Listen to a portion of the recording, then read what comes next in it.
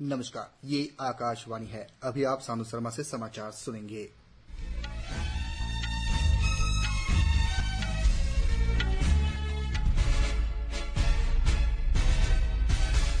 पहले मुख्य समाचार। पश्चिम बंगाल में सियालदह जा रही कंचनजंगा एक्सप्रेस के एक मालगाड़ी से टकराने से 5 लोगों की मृत्यु हो गई और 30 अन्य घायल हो गए। राष्ट्रपति, उपराष्ट्रपति और प्रधानमंत्री ने पश्चिम बंगाल में रेल दुर्घटना पर गहरा दुख व्यक्त किया है।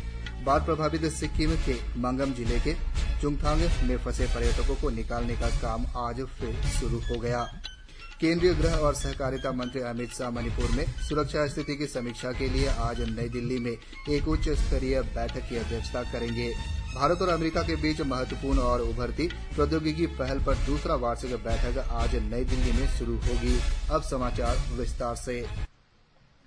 पश्चिम बंगाल में सियालदह जा रही कंचनजंगा एक्सप्रेस के एक मालगाड़ी से टकराने से 5 लोगों की मृत्यु हो गई और 30 अन्य घायल हो गए। यह दुर्घटना आज सवेरे न्यू जलपाईगुड़ी रेलवे स्टेशन के पास हुई। राहत और बचाव कार्य जारी है। रेलवे अधिकारियों के अनुसार मालगाड़ी सिग्नल से आगे निकल गई और कंचनजंगा एक्सप्रेस के पिछले हिस्से से टकरा गई। गाड़ी के पिछले हिस्से में 2 पार्सल वैन और गार्ड कोच लगे थे। राष्ट्रीय आपदा मोचन बल की टीम और 15 एम्बुलेंस घटनास्थल पर पहुंच गई है।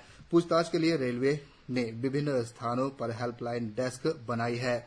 कंचनजंगा एक्सप्रेस के बारे में सियालदह स्टेशन के हेल्पलाइन नंबर है 033-235-08794 033-238-33326।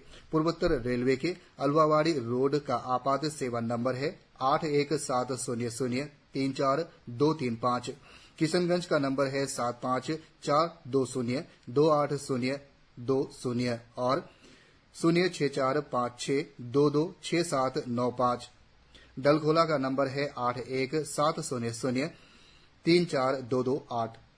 बारसोई का नंबर है 7541806358। समसी का नंबर है 03513265690 और 03513265692।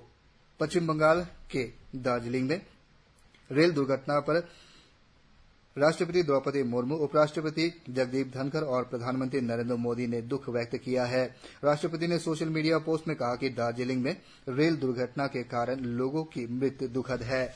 उन्होंने कहा कि उनकी संवेदनाएं और प्रार्थनाएं शोक संतप्त परिवार के साथ है। राष्ट्रपति ने घायलों के शीघ्र स्वस्थ होने और राहत तथा बचाव कार्यों की सफलता के लिए प्रार्थना की। उपराष्ट्रपति जगदीप धनखड़ ने सोशल मीडिया पोस्ट में शोक संतप्त परिवारों के प्रति गहरा संवेदना व्यक्त की और घायलों के शीघ्र स्वस्थ होने की कामना की। प्रधानमंत्री नरेंद्र मोदी ने पश्चिम बंगाल में रेल दुर्घटना पर गहरा दुख व्यक्त किया है। प्रधानमंत्री ने सोशल मीडिया पोस्ट में कहा कि पश्चिम बंगाल में रेल दुर्घटना काफी दुखद है। उन्होंने मृतकों के परिजनों के प्रति संवेदना व्यक्त की है। उन्होंने घायलों के जल्द स्वस्थ होने की कामना की। श्री मोदी ने रेलवे अधिकारियों से बात कर स्थिति का जायजा लिया। उन्होंने कहा कि राहत और बचाव कार्य जारी है। प्रधानमंत्री ने कहा कि रेल मंत्री अश्विनी वैष्णव दुर्घटना स्थल पर पहुंच रहे हैं। श्री मोदी ने प्रधानमंत्री राष्ट्रीय राहत कोष से प्रत्येक मृतकों के परिजनों को 2-2 लाख रुपए की अनुग्रह राशि देने की घोषणा की। घायलों को 50-50 हजार रुपए दिए जाएंगे। बाढ़ प्रभावित सिक्किम के मंगम जिले के चुंगथांग में फंसे पर्यटकों को निकालने का काम आज फिर शुरू हो गया। मंगन के जिला अधिकारी हेम कुमार छेत्री ने आकाशवाणी को बताया कि फंसे हुए पर्यटकों को प्रभावित क्षेत्र से राजधानी गंगटोक पहुंचाना शुरू कर दिया गया है। खराब मौसम के कारण पर्यटकों को एयरलिफ्ट नहीं किया जा सका। मंगम जिले के लाचुंग और चुंगथांग में फंसे लगभग 2000 पर्यटकों को निकालने के पिछले 2 दिन से प्रयास जारी है। इस बीच राज्य में लगातार वर्षा और भूस्खलन से अब तक 9 लोगों की मौत हो चुकी है। भारी वर्षा से राज्य की कई प्रमुख सड़कें क्षतिग्रस्त हो गई है। सीमा सड़क संगठन प्रभावित हिस्सों में सड़क संपर्क जल्द से जल्द बहाल करने के प्रयास कर रहे हैं।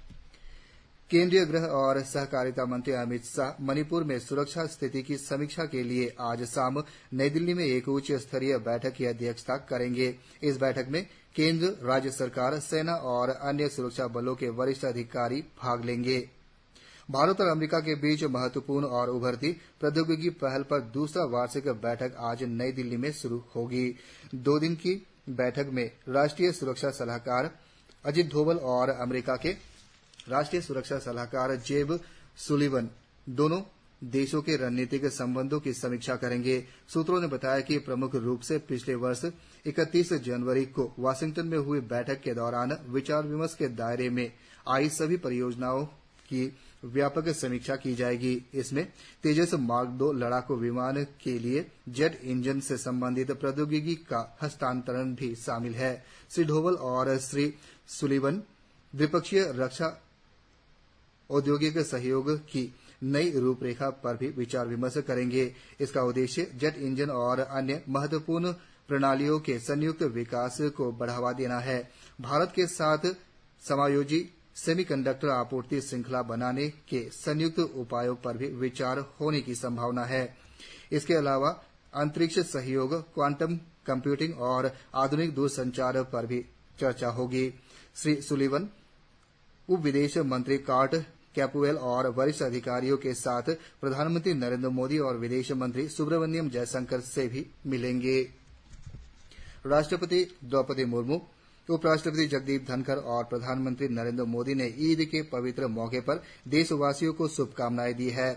राष्ट्रपति द्रौपदी मुर्मू ने एक सोशल मीडिया पोस्ट में कहा कि ईद अजहा त्याग और बलिदान का त्योहार है जो लोगों को अपनी खुशियां सभी के साथ बांटने का संदेश देता है। उन्होंने इस अवसर पर सभी देशवासियों से विशेषकर वंचित वर्ग के लोगों के लाभ के लिए मिलकर काम करने का आग्रह किया। इस अवसर पर उपराष्ट्रपति जगदीप धनखड़ ने लोगों से एकता, दयाभाव और एकजुटता के मूल्य पर विचार करने का आह्वान किया।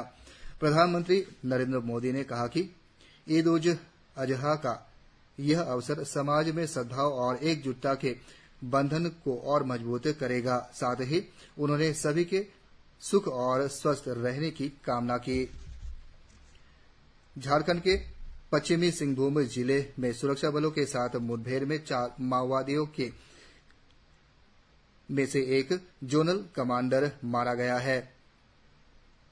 पुलिस ने बताया कि यह एक सुनियोजित हमला था। मारे गए नक्सली के पास से हथियार और गोला बारूद बरामद किया गया है। यह मुठभेड़ आज सुबह पश्चिमी सिंहभूम जिले के तांतो और गोइलकेरा थाने के अंतर्गत आने वाले वन क्षेत्र में तलाशी अभियान के दौरान हुई।